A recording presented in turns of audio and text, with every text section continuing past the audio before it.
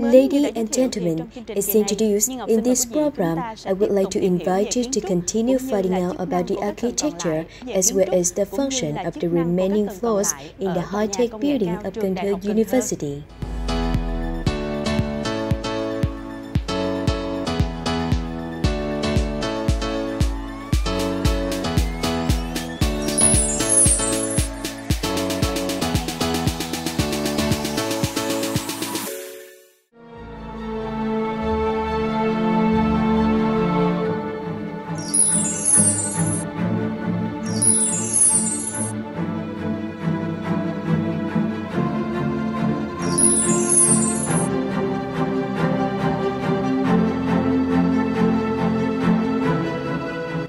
I would like to introduce you to the 6th floor of the high-tech building.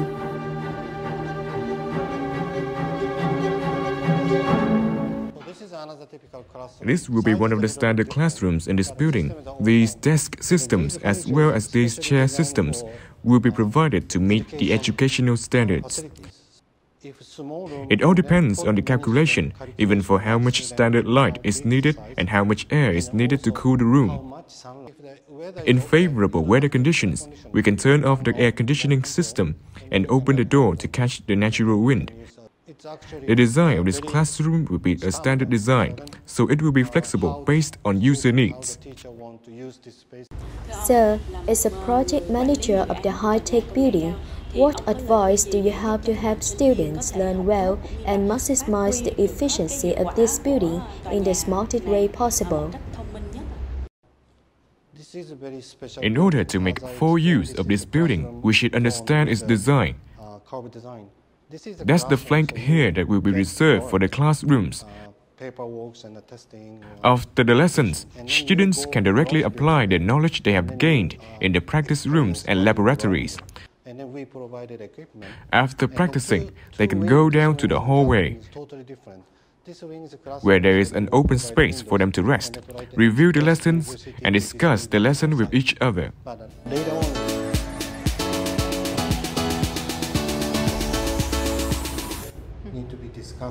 The brainstorming room is the room where the students can focus on sharing and exchanging ideas instead of having to go out to find other places to share information or stay in their classrooms after school. Currently, there will be a separate room dedicated to those needs. We provide a special room for this.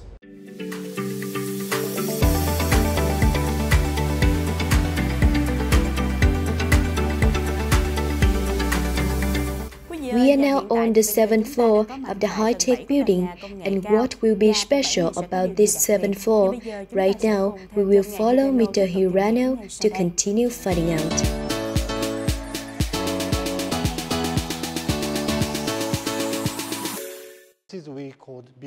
We are in a BSL2 laboratory, also known as a Level 2 Biosafety Laboratory.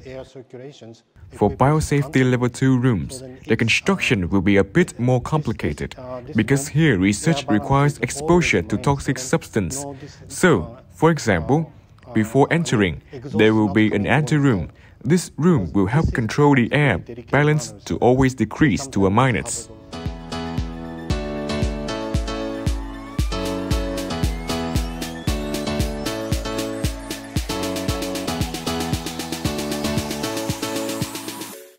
This is one of 3 modern devices in the room. This is a magnetic cell analyzer. This machine can separate single cells and serve a lot in the direction of intensive research on cancer and stem cells, especially in the field of medicine. We are working on a fluorescent microscope. With this microscope, we can clearly see at least 3 colors. You can see here that the cells, the organelles, and the cytoplasm are dyed.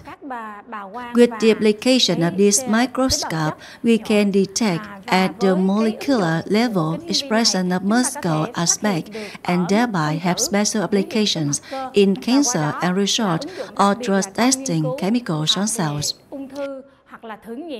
And here is the program thermostat. This is a very important device for preserving and storing cells. The application is very powerful in the field of assisted reproduction. We can reserve sperm cells, embryonic cells, T cells, RNTs, cancer T cell, and ovarian T cell. And one of the development orientations of Cần Thơ University is to use this slow freezing system to create a gene bank to store cell sources, native animals, rare animals, and breeding animals, bringing high economic value to the development of the Mekong Delta.